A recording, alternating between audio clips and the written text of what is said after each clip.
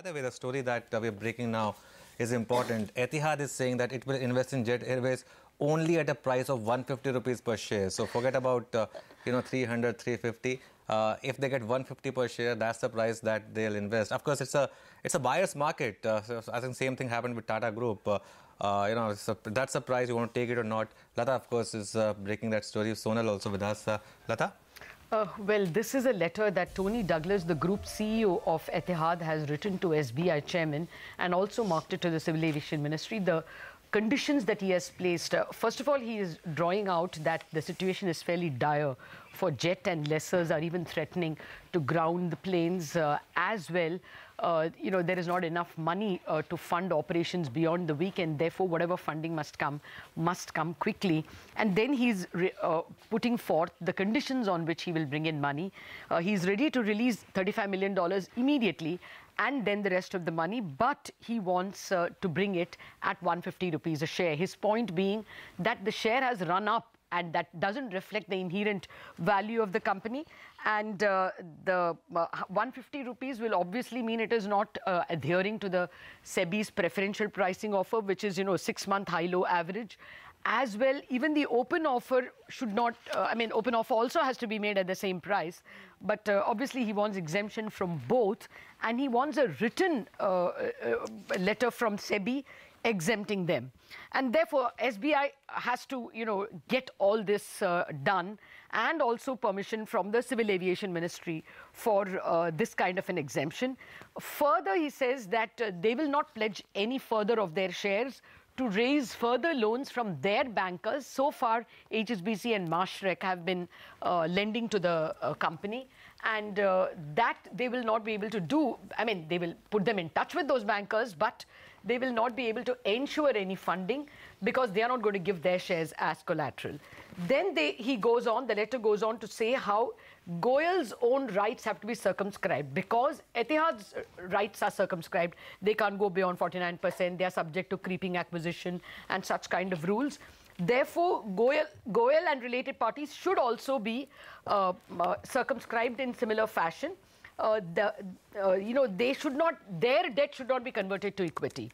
If anything, whatever money Goyal has loaned to Jet Airways should be given a moratorium and paid only later on. And they, along with Goyal and SBI, the lenders together, can have 2 people in the board. Etihad admits that they themselves cannot be majority in the board. Obviously, the Indian rules are that only 49% can be held by a foreign company. So it should be a professionally managed company, and therefore the remuneration committee should be recast accordingly. But the point is, he will bring money only at 150 rupees, and foreign bankers are not going to put in the money, so the rest of the money has to come from SBI and Indian lenders. That's the sum and substance of the letter. If these conditions are agreed upon and some deal is stitched through, what is the immediate amount? Because Jet has a payment of almost 2,000 crores that they need to make by March. What is the immediate amount that Etihad will fund? Sonal, if you want to add, the letter does not speak about what is the immediate amount, but it does say that they are running out of money to fund immediate operations. Right. Actually, like you mentioned, Lata, they're saying that Jet has barely, funds to go on for about a week, and they're fearing that, their aircraft might be grounded by lessors. So that's a serious concern, and it needs to be addressed immediately. What Etihad has said that immediate fund infusion, they're looking at about 35 million. But sense is, like you mentioned, that's a very small sum, maybe just to tide over the immediate sort of problems. The other details of the resolution plan, we don't have all of it. Part of the debt will be converted to equity and all of that.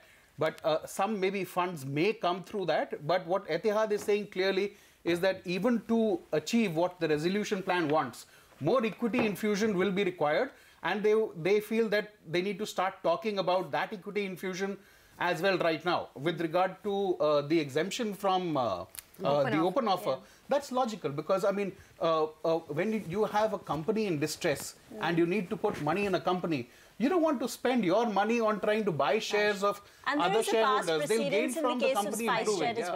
There is a past precedent. That's a logical thing to ask for. The pricing, of course, is an issue. They said 150 rupees and they're not willing to go beyond that.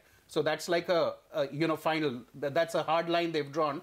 And for that, they will seek an exemption. What they're also saying is you can't look at today's price because lenders will convert debt to equity. So the equity will expand. So automatically, given the value of the company spread over a larger number of equity shares, that's going to come down as well. So they say keeping all those factors in mind, they need to 150 is tops, and they won't go beyond that. Lata, It's just looking like a very difficult deal to stitch up in a very short time. If the money is running out so quickly, as the letter seems to indicate, then what is the plight of this entire deal? If it's going to come, it requires a lot of permissions, SEBI as well as Ministry of Civil Aviation, and there is not that much time. So I don't know how what will be the next step. We really will have to ask our bankers. But in fact, I think Sandeep Parekh. What it's done is, of course, put the rally at risk, the recent rally, that stock. Now keep in mind it's in F&O ban, so that distorts things a bit. And in F&O it trades at a 20 rupee discount. The future trades at 255, the spot trades at 275 because there are disbelievers in Jet at every price, at every rally, and that's why every time it these rallies. are stiff conditions also, yes. So I can imagine the disbelievers have got a little bit of exactly. fuel. So even at discount, there's further underperformance that you normally see in the future. Just quickly pull out the futures plate. You can see 22 rupee discount is what you have on the future. So spot at 275, future at 254. Okay, let's just get a legal opinion to see how this can be taken forward. Sandeep Parekh of FinSec Law Advisors joins us. Sandeep, how can a problem like this be handled? Clearly, Etihad is asking for an exemption. Do the exemption in terms of the price at which it will bring, not at the SEBI formula of 6-month high-low average, but at 150 rupees. Is this worthy of an exemption? Can it be granted under the law? Yeah, Lata. So broadly, the exemptions we've typically seen are with respect to, an exemption from making an open offer. Here, I think it's somewhat different. They're seeking a different price compared to what the SEBI price is. I believe they could do it. I'll have to look at the language because, as I said, this has never been tried before. People always seek an exemption from an open offer and not from only the pricing requirement. So whether it falls within the letter of the exemptive provision, I'll need to check. But having said that, I think it's a good case for giving an exemption because, it's a troubled airline and this is pretty much the only way to save it. Okay. But Sandeep, does this, if all this has to be done in a week, as the letter seems to indicate, because there isn't money to run the aircraft for long, funds are not available, in that case, should this be something much more drastic, like the CLB asking, something like a Satyam kind of arrangement, where someone takes charge because otherwise things can get very bad if aircrafts are grounded? So I think the fastest way to do this would be kind of through the SEBI process, really. Okay. And then I think the rest of civil aviation, I'm sure, will have to do a quick resolution. They don't want to mess on their hands because they delayed it. So I think these two wild cards are kind of controlled. I think it can be done in couple of weeks, maybe not a week. And secondly, the court-driven process would automatically exempt it from SEBI requirements, but I think that's court-driven process would take a pretty long time. So okay. I don't think it's... Sandeep, one question. With regard to the valuation, yes, you can ask for an exemption and you can ask for, say, a price of 150. But how do you think SEBI would approach it? Because normally you would say that, you have an independent valuer sort of value it and then see, even if you have to give an exemption, what price it should be or whatever. Do you think some kind of approach of that sort may be taken? Again, as I said, it's not been tried before, at least to the best of my knowledge. So they'll have to, first of all, you'll have to look at the regulations because SEBI won't be able to go beyond what the regulations prescribe. If it falls within the exemptive mechanism, which, as I said, has been used only for exempting from open offer, then I think well and good. If it doesn't fall, then I really doubt SEBI would be able to grant an exemption contrary to the regulations. So they'll have to try something else then. Okay, Sandeep, just stay on. We have Mr. SP Tulsian who joins in, Mayur Milak also who tracks the stock closely. Gentlemen, morning. Mr. Tulsian, do you think the deal looks tougher to go through now, not only because of this SEBI exemption that they're asking for, but also because Etihad is saying they'll do a deal only at the price of 150? See, I think looking to the conditions having imposed by Etihad, I don't think that this deal can go through with the Etihad. Because let's come first on one by one, where one is they're asking exemption from open offer. Which is unlikely because they have been very adamant at the time of when they subscribed to 24%. Somehow they have been able to manage that exemption. I don't think that now it will come because even if they put in any money at any valuation, the stake will increase to beyond 25%, which will trigger the open offer plus the management control. Come on the second point on the pricing formula, I don't understand that any rule allows or authorizes SEBI to grant an exemption because if you compare this case with IBC, either allow the company to go into IBC and then go through that process, which we don't have that kind of timing before us. Now, third point, if I just take, Etihad is asking for 9 board members, again, which is seen to be when the foreign airlines are not allowed to have more than 49% under any circumstances in any Indian carrier. How can they ask for the 9 board members? Mr. Tulsian, Mr. Tulsian, that they have not asked. They have said that they agree that it should be a 9-member board, which should be professionally chosen, and they want only, I think, 2 representatives. They want the lenders and Naresh Goyal to have 2 members, and they only want proportional representation. They agree that they will agree to all the other rules of 49% and therefore no board control. That it should be a professionally chosen and managed and controlled company is what they accept. They are not asking for excessive board representation. So, okay, Lata, even if I confine them myself on 2 points, that is open offer and the pricing. Open offer, yeah, it is the pricing which is the big demand. Because I presume that they are contented with 49%, they don't want it because that rule cannot get changed under any circumstances. Yes. Then, management control and all that, even if I presume that no what you call the conditions have been imposed, preconditions have been imposed by Etihad, I don't think that the open offer and pricing formula can get relaxed. And mind it that if Etihad is trying to be so tough, even their existing 24% will get stake. So I don't think that under any law, the SEBI is allowed or SEBI is authorized to go for these kind of relaxation unless something is done by the government, at their end. And I don't know whether government at this stage will really be keen to tweak with the rules and all those things. But one thing comes in mind that when the lenders have been seen to be so strict, they must be having the second line of action, also lined up. They are first exploring with Etihad. If they have been so adamant of asking the Naresh Goyal to go away from the day-to-day control and, pruning his stake and capping the voting power, lenders must have taken the second line of action, must be having the second line ready with them. And I'm quite confident that the conditions of Etihad will not get entertained or accepted by the lenders itself.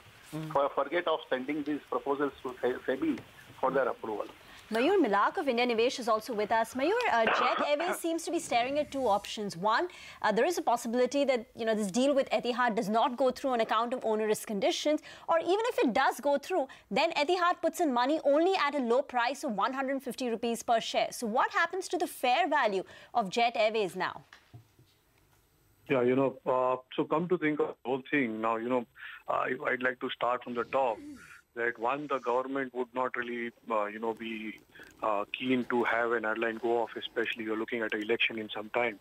So that you would probably believe that, you would have all kinds of support from Civil Aviation Ministry and stuff. I think the lenders have been pretty cool in terms of, adjusting to all the needs just to ensure that they do not have another NP on their books. Coming to the stock price, I think, so, at one point, they also picked up 24% at 800 plus. Back then also the stock market price wasn't really at about 800. So, they're demanding it at 150. I don't see that as a major change on the current stock price. I think what is more important is the fact that if we can have that airline saved in due time, you would have a decent stock price rally coming up from these levels as well. Okay. Well, I just want to wind this up by asking Sandeep, since you have worn a regulator's hat before, what are the options if this is not regulatorily permissible? Though in the letter, Tony Douglas does say that he is in touch with SEBI, and I'll read that word. while the preliminary discussions with SEBI on this matter have been positive, your intervention in this respect will be essential. Could you kindly speak to the Secretary Civil Aviation and take his support? So they've already been in touch with SEBI. If this is not permissible, what is the option available at all? It's too large a company. The country needs it. So, SEBI regulations are tabled in each house of parliament. So SEBI itself, even if they want to help, they would not directly be able to help if it's in contravention of the regulations. So I think the only way out would then be a very, very quick court-driven process for which there's a SEBI exemption.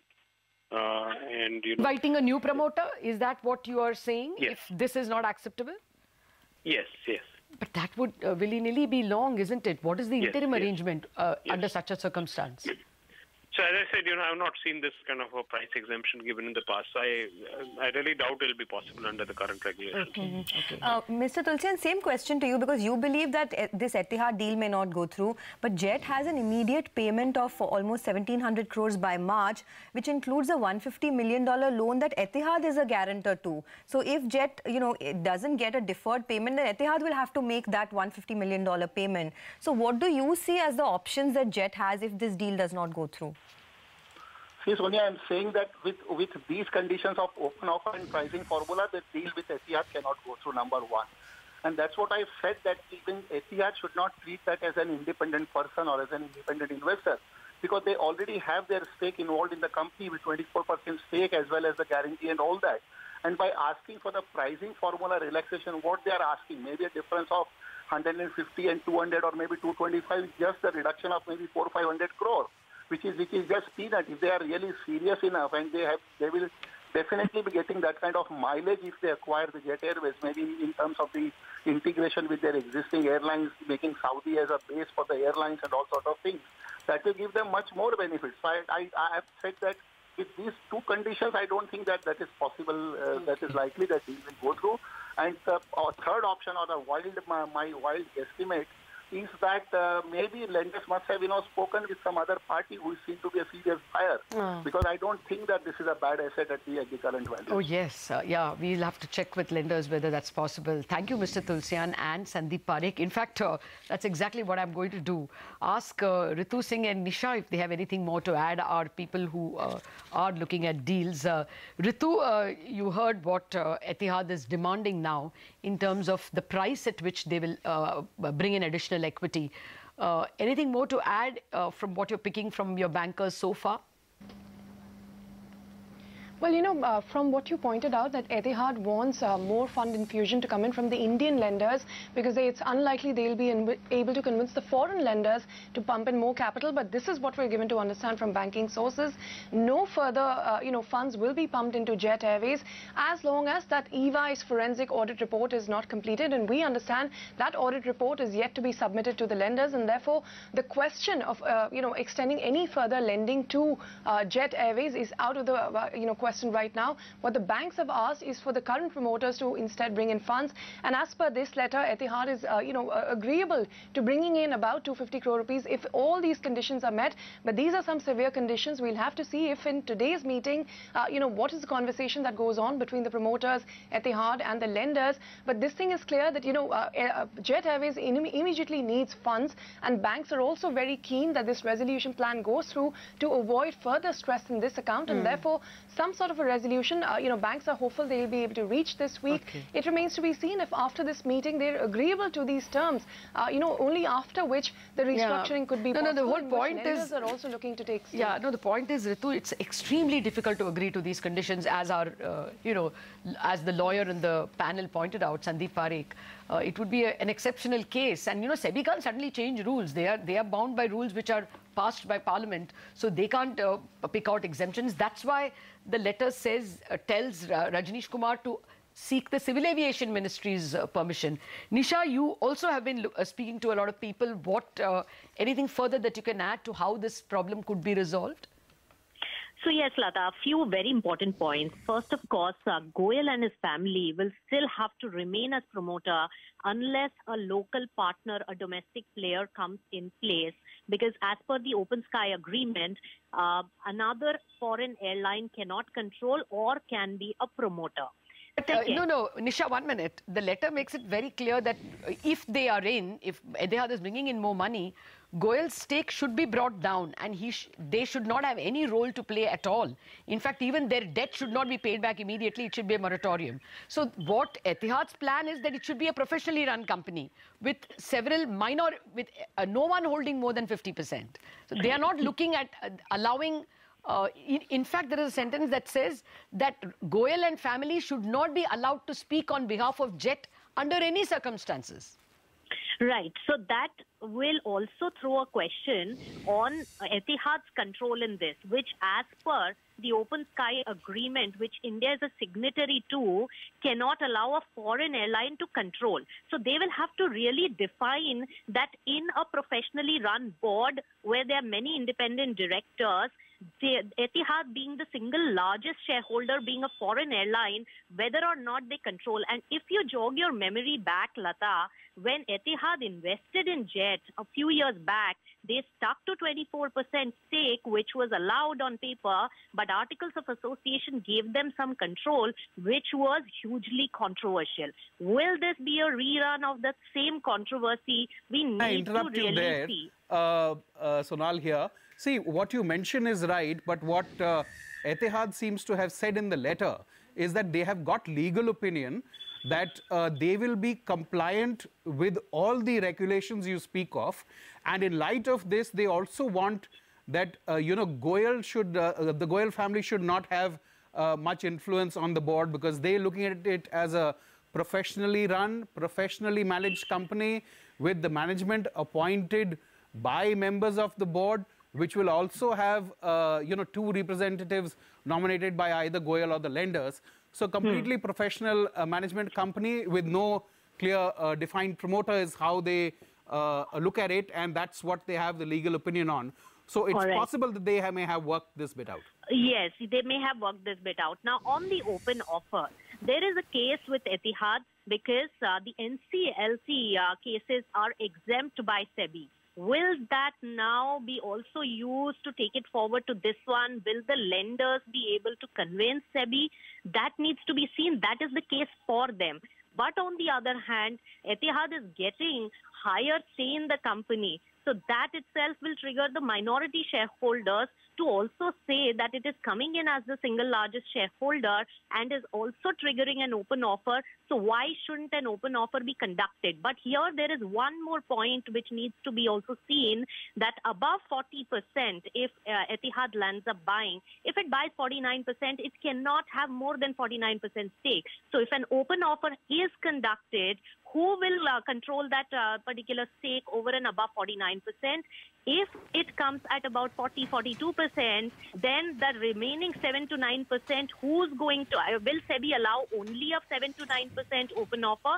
That's an important nitty-gritty to watch out for, considering that SEBI, if it doesn't give exemption, though there's a case in NCLT cases that exemptions are given, and that may be used as one of the pressure points. But the third point that I want to clearly also mention here, and Lata, you can take it forward, is that if a price of 150 is being paid, why not take Jet in NCLT and then do it at a lower price rather than doing an outside deal?